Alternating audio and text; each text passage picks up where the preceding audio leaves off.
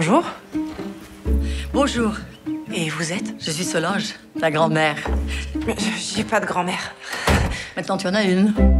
Tu viens d'où, en fait? D'un petit village en Provence. Tu devrais venir un jour. Je suis si heureuse de te voir. Laura, donne-moi une chance. Cette fois, ce sera différent, tu verras.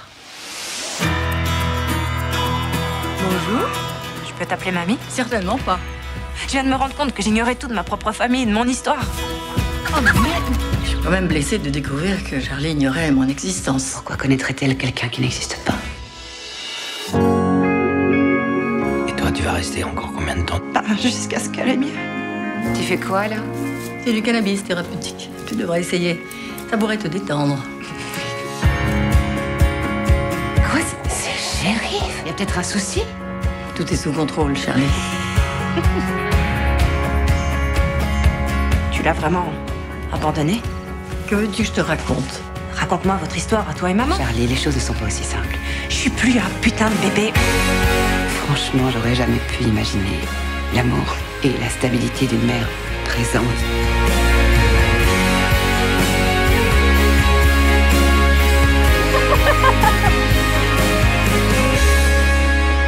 Solange et le shérif ensemble? Ouais. Oh, non, ils s'embrassent. Wow. Merci Anna et Marco de m'accorder ce temps avec vous à l'occasion de la sortie de votre film Au fil des saisons. Merci à vous. Merci. Merci pour ce film que j'ai beaucoup apprécié, plein de délicatesse, plein de tendresse. Avant d'aller sur le fond du film, avant de parler vraiment de cette histoire, j'ai une question qui me brûle les lèvres. Vous voyez peut-être vers quoi je vais aller. Il y a un nom qui est là sur l'affiche, au générique, qui peut étonner. Martin Scorsese comme producteur exécutif. Vous êtes des jeunes réalisateurs encore. Avoir cette référence comme producteur exécutif, ça le fait. Mais on fait comment justement pour l'avoir? Nous déjà, on hallucine encore qu'il nous ait rejoint dans cette aventure. On est très, très contents bien sûr, mais c'est vrai qu'on s'est vraiment demandé, on s'est beaucoup demandé pourquoi. Ouais. Parce que c'est vrai que c'est assez loin de son univers. C'est une de nos productrices, Mélita Toscan-Duplantier, qui lui a envoyé le scénario. Ouais. Et il a eu un coup de cœur pour le scénario. On était super surpris et honorés. Mais en fait, on s'est rendu compte qu'il était fasciné par les relations mère-fille. Ah. Et donc c'est ça qui l'a forcément. séduit dans ce film. Oui, il trouve que les relations mère-fille, c'est un sujet inépuisable et fascinant. Et il s'est impliqué de quelle façon dans le Alors film? lui, c'était plus un producteur artistique. Ouais. Il nous a fait des notes sur le scénario et il était très impliqué aussi au niveau du montage, où à chaque fois qu'on terminait une version, on lui envoyait, lui il nous faisait des retours. Donc voilà, il était très impliqué au niveau artistique. Le montage, c'est une période assez difficile, assez solitaire dans la réalisation d'un film. Ça dure des mois. Et en fait, les retours et surtout les retours sur les versions de montage sont très importants. Et oui. Et c'est important de préserver des regards neutres et un peu éloignés du projet. Et du coup, avoir les retours de Martin Scorsese qui sait regarder un montage et qui sait faire des notes sur un montage, c'était... C'est un vrai cadeau. C'est un vrai cadeau, exactement, vous l'avez dit. Alors on parle du film, c'est une histoire de famille. Après, on peut dire que c'est une histoire de 3 femmes. Et encore plus loin, continuer en disant que c'est une histoire intergénérationnelle, avec de la transmission qui est là au cœur de l'histoire, et de la non-transmission aussi qui était là au début de l'histoire en fait. Comment vous avez choisi d'aborder ces questions et pourquoi? Mais je pense que c'est le fait d'avoir grandi aussi autour de femmes très fortes et qui ont fait des choix très différents. Et en fait, c'est vrai qu'au début du film, c'est 3 femmes de 3 générations différentes qui, au début du film, ne s'entendent pas forcément. Et en fait, elles ne s'entendent pas vraiment parce qu'elles ne se connaissent pas vraiment. Et en fait, justement, nous, ce qu'on a voulu faire, c'est mettre ces 3 femmes très différentes pendant 1 an dans une maison c'est presque ensemble. Un huis clos. Hein. Tout à fait, c'est vrai, c'est un huis clos au fil des saisons, au fil d'une année. Et en fait, notre principe, c'était de se dire, voilà, on va les mettre ensemble et elles vont apprendre à se connaître. Et en fait, le fait de se connaître, elles vont du coup apprendre à se comprendre. Et le fait de se comprendre va permettre peut-être de s'aimer et de se pardonner. Vous anticipez quasiment sur la question qui allait venir, parce que je me dis, plutôt que de chercher toujours à avoir des réponses, parce que c'est une histoire aussi de secrets, de non-dits, comme il y en a beaucoup dans les familles, finalement, dans les histoires de famille, il y a une invitation à ne pas forcément chercher à avoir les réponses, mais commencer par se rencontrer, se comprendre, se découvrir. Et là, finalement, peut-être que des choses vont pouvoir... Charlie ne comprend jamais autant sa mère qu'en rencontrant sa grand-mère. Ouais, c'est ça. Voilà, c'est un peu ce triangle qui se met en place. Et en fait, dans les histoires d'hommes, par exemple, il y a souvent des parcours d'hommes cabossés, voilà, des bad boys. Enfin, on en a beaucoup vu au cinéma. Enfin, on a vu toutes sortes de personnages masculins et on les accepte complètement. Et là, en fait, on voulait vraiment avoir 3 femmes avec une autosuffisance de la féminité dans ce film. C'est un conte de femmes et en fait, toutes les 3, elles ont fait des choix très différents. Elles ont des opinions très différentes. Et en fait, ce qui était vraiment très important pour nous, c'est de ne pas prendre parti. En fait, il n'y en a pas une qui a tort, une qui a raison. Elles ont toutes les 3 raison, toutes les 3 leur tort aussi. Et l'essentiel, c'est comme Anna disait, c'est qu'elles arrivent à passer du temps ensemble et du coup de se comprendre et d'accepter les choix qu'elles ont fait les unes et les autres. Mais à aucun moment, on ne prend parti. Tout à fait. Voilà, personne n'a raison, personne n'a tort. C'est juste des choix de vie et c'est aussi la beauté de la vie et la richesse, la diversité des points de vue aussi. Des points de vue, et des existences humaines. Alors, pour qu'elles puissent se retrouver ensemble, il fallait qu'il y ait une raison. Et la raison, c'est la maladie. Et c'est vrai que finalement, dans la vie aussi, dans la vie de famille, c'est souvent des moments compliqués, la souffrance, et donc la maladie très, très régulièrement, parfois même la mort, qui donne l'occasion de se retrouver, de faire corps. C'est vrai que nous, on voulait vraiment partir d'un point de départ assez tragique. Donc voilà, là, c'est une maladie. On a plusieurs éléments quand même pas très gais dans le film, disons, la maladie, la grippe aviaire, tout ça, et de partir de ce point de départ et en fait d'en ressortir et de faire quelque chose au final d'assez feel good. C'est notre point de départ, mais autour de ça, voilà, que quelque chose se crée autour et que quelque chose d'assez beau. C'est vrai que souvent, on est des gens, nous on regarde souvent le verre à moitié plein plutôt qu'à moitié vide, et en fait souvent dans la vie, dans des événements hyper tragiques, des choses magnifiques en ressortent.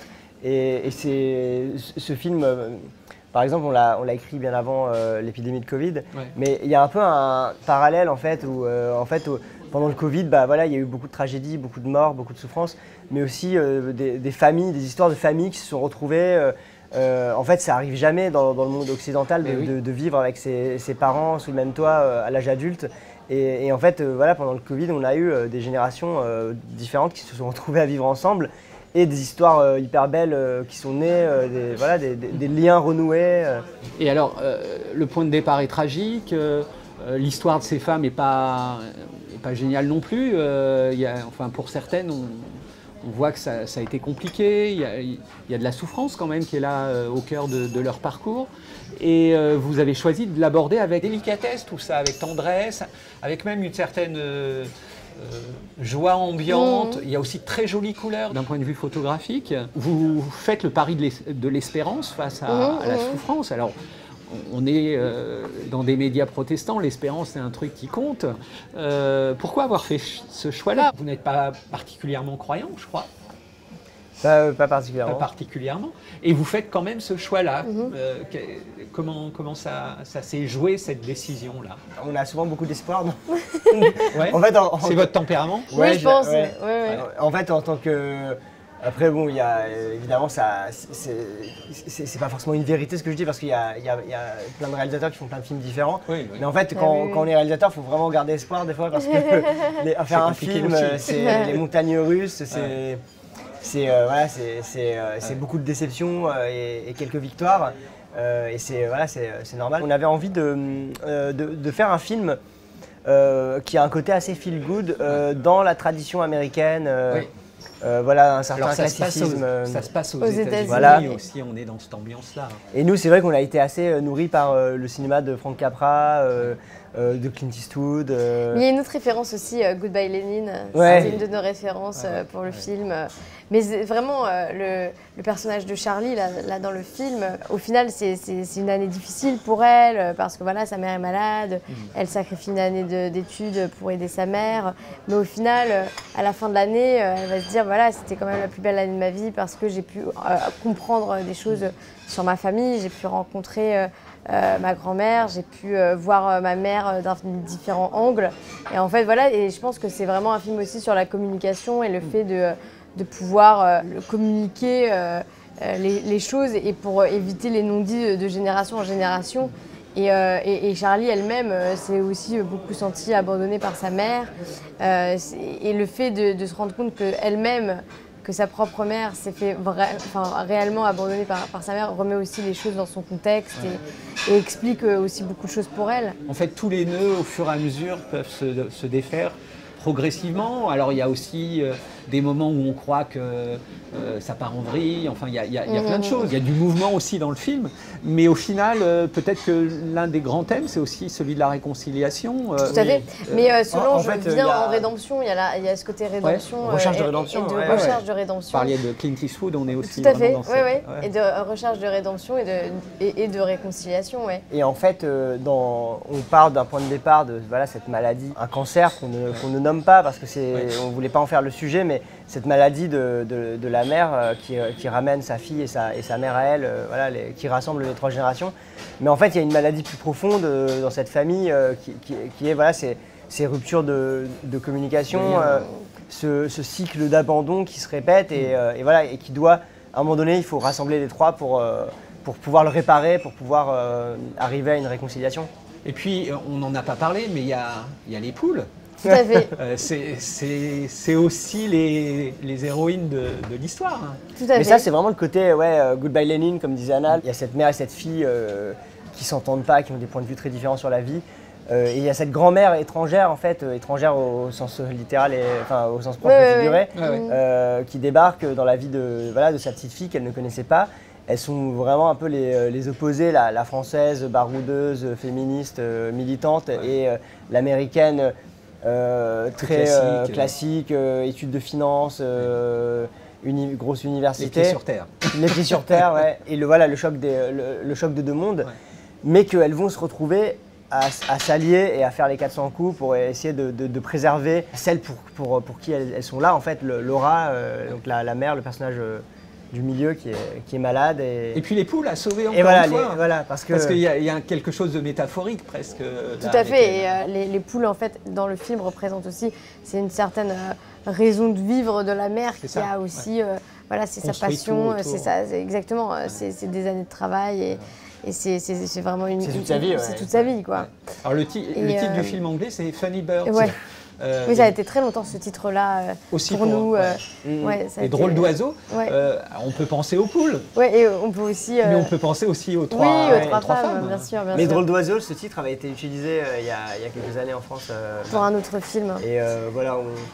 Et puis au fil des saisons, on représente bien le film aussi. Alors il y a ces 3 magnifiques actrices. Alors Morgan Saylor, moi je trouve qu'elle rayonne vraiment à l'écran. Vous aviez déjà travaillé avec elle? Oui, alors Morgan, on a travaillé avec elle pour notre premier film qui s'appelle Nous les Coyotes. Ouais. C'était l'actrice principale du premier film. Et on était ravis de retravailler avec elle. Vraiment magnifique. En fait, quand on retravaille avec la même actrice, il y a vraiment une confiance qui a été instaurée dans le premier film et qui reste et qui, en fait, on construit sur cette base déjà solide. Et donc c'est vrai que ça facilite. Ça facilite, c'est super agréable en fait. Et puis voilà, en fait, c'est... Et puis elle collait au personnage. Oui, tout à fait, Andrea Riseborough, qui joue donc la maman. Excellente. Et puis arrive aussi à un moment dans le film Catherine Deneuve. Alors on parlait de Scorsese, Deneuve c'est pas mal aussi. Mais c'est vrai que Catherine, on a vraiment écrit pour elle. C'est vraiment notre reine de France, quoi. Donc on imaginait, voilà, on a écrit, on s'imaginait. Oui, elle incarne tout à fait. Elle incarne une idée de la France. Une idée de la France. Et c'est vrai qu'on a quand même assez vite imaginé justement Catherine dans ce rôle d'outsider qui arriverait dans un endroit qu'elle ne connaît pas, un endroit où elle n'est pas forcément la bienvenue au début. D'ailleurs, cette scène est magnifique quand elle entre, quand elle arrive, c'est le chien dans un jeu de quilles, là, en fait, tout d'un seul coup s'écroule d'une certaine façon. Enfin, cette scène est magnifique. Hein. En même merci. temps, ouais, merci beaucoup, mais en même c'est vraiment un point de rupture dans le film pour nous, parce que c'est vrai qu'il y a tout ce début qui est un petit peu, voilà, où c'est quand même difficile, il y a la maladie qui arrive, il y a aussi Charlie qui était dans le déni, qui réalise voilà, tout ça. Et en fait, c'est vrai que ce personnage de grand-mère arrive et met un peu un coup de pied dans la mare, quoi. Et là, le film change un peu de ton. Ouais. Voilà, avec elle, on change un peu de ton. Elle amène de la comédie, en fait. Voilà, déjà, il y a un comique de situation entre... Voilà, elle est vraiment... Elle contraste vraiment avec les autres personnages. Quoi. Et puis elle est tellement naturelle que forcément, oui, il y a plein de scènes un peu cocasses. Et en fait, Catherine, ce qu'elle a beaucoup aimé, c'est justement ce côté cocasse et ces scènes avec les poules, avec le tracteur. Elle est très proche, voilà, elle aime beaucoup le monde agricole, elle est très proche de la nature. Très à l'aise, hein, très à l'aise avec les poules. Elle adore, enfin, elle a expliqué aux autres actrices comment il fallait les porter. Elle connaît toutes les races de poules. Voilà, c'est un film où justement ces valeurs de retour à la nature aussi lui parlaient. Alors moi, le film m'a fait penser à quelque chose, je ne sais pas si vous connaissez cette histoire, c'est une parabole de la Bible. Le fils prodigue. Et là, il y a une transposition, c'est la mère prodigue qui devient même la grand-mère prodigue, c'est-à-dire celle qui est partie, qui a fait sa vie, qui a abandonné sa fille. Alors bon, on ne va pas raconter l'histoire, mais qui revient, il y a un retour, une difficulté d'acceptation. C'est vraiment des choses qu'on retrouve dans cette parabole. Mais elle revient vraiment en rédemption, en recherche de rédemption. Et c'est là où en fait... le fait que sa fille soit malade, c'est un peu l'électrochoc, je pense, pour ce personnage-là. C'est ça. Et en fait, elle revient en recherche de rédemption en se disant, voilà, c'est maintenant ou jamais, quoi. Il y a une question d'amour qui est au cœur de tout ça, finalement, avec une compréhension de l'amour qui peut être différente. Et, enfin, voilà, il y a plein de choses à voir entre les lignes, j'imagine. Mais c'est marrant parce que dans le scénario, enfin même au tournage, il y avait une réplique qui a été coupée au montage, comme souvent. Mais c'était quand Laura, le personnage de la mère, introduit sa fille au couple de voisins fermiers. Ah oui, elle disait c'est ton Charlie, ton enfant prodigue. Il y avait ça, Oui, on est vraiment là-dedans, en fait. Alors, on a évoqué Scorsese au début, en tant que producteur exécutif. Je voulais vous proposer d'entendre une citation de Scorsese. On arrive à la fin de l'interview, ça élargit le sujet aussi.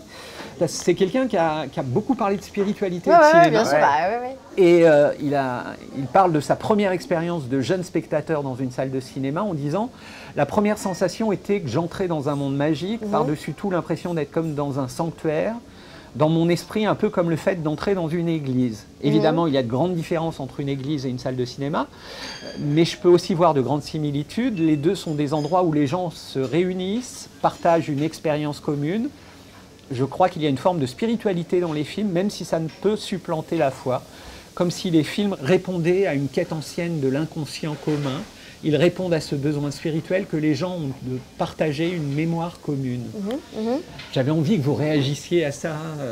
Est-ce que vous, jeunes réalisateurs, réalisatrices, cette dimension spirituelle, alors souvent inconsciente d'ailleurs, et puis le partage d'une mémoire commune, est-ce que c'est des choses que vous percevez aussi d'une certaine façon, peut-être? Moi, ça me parle beaucoup, cette citation. Et en fait, je pense que notre première religion, à nous, c'est le cinéma. Et puis, en fait, c'est pas pour rien qu'on parle de magie du cinéma. Il y a vraiment quelque chose de magique à toutes les étapes. On crée des personnages de toutes pièces. On a ensuite des acteurs, des actrices qui les incarnent, qui leur donnent chair. Une caméra qui les immortalise. Il y a à toutes ces étapes, et puis voilà, l'étape la plus importante étant quand le film est projeté en salle devant des spectateurs. Mais à toutes les étapes, il y a une dimension magique en fait dans le cinéma. Et après, il y a un côté aussi où les films, ils sont immortels. Et ça, c'est assez fou de se le dire, quoi. Ouais. Et moi, j'aime beaucoup l'idée aussi. Alors là, je rejoins les paraboles, parce que c'était le grand principe. Les paraboles de Jésus ne sont pas religieuses en soi, mais elles offrent une liberté à celui qui l'entend de comprendre. Jésus dit souvent que celui qui a des oreilles entende. Ben voilà, le spectateur est libre d'en faire ce qu'il veut après du récit qui a été imaginé, construit. C'est assez beau et c'est ce qui est possible, je crois, avec votre film. Là. Ça laisse libre interprétation au spectateur, bien sûr, et chacun va prendre ce qu'il veut ou ce qui, voilà. Et c'est marrant, mais ça dépend aussi à quelle heure, quel jour vous regardez le film, quel est votre, je sais pas comment vous vous sentez. Ouais. C'est très intéressant. Ouais. C'est vraiment une question de réception. Ouais. Ouais. Je sais qu'on voit un film en festival, par exemple. Et qu'on le revoit après, souvent c'est très différent. Ah oui, bien sûr, il y a toute une expérience autour. Dans le festival, il y a l'aspect religieux en fait, de la séance. Je veux dire, il n'y a rien de tel qu'une séance, une projection dans le Grand Palais Lumière à Cannes d'un film. Enfin, voilà, c'est toujours unique. Mais sur le côté feel good, je voulais dire quelque chose aussi, vous me faites penser, c'est que nous, on voulait vraiment faire un film qui rassemble, en fait, qui peut se regarder justement en famille, en générations différentes. Et en fait, il n'y a rien qui nous touche plus que quand, justement, on montre le film au spectateur et on entend que ça fait écho à des expériences qu'ils ont vécues, à des histoires personnelles qui n'ont rien à voir avec le film. Mais voilà, c'est vrai que tout le monde trouve son point d'entrée spécifique. Dernière question. Qu'est-ce qui vous pousse aujourd'hui dans la vie à faire du cinéma? C'est une bonne question. Je pense que c'est vraiment un désir de raconter des histoires. Je pense que c'est ça, c'est ça qui nous pousse.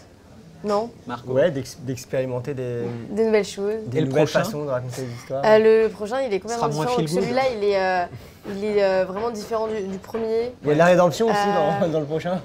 Ouais, et le prochain, c'est un thriller qui se passe dans une jungle, dans une secte. Donc, voilà. Donc il y aura aussi un peu de religieux, genre, mais autrement. En tout cas, beaucoup de croyances seront questionnées et débattues. Ouais, c'est très bien. Merci beaucoup Anna, merci Marco. Merci. Et puis belle vie à ce film. Merci.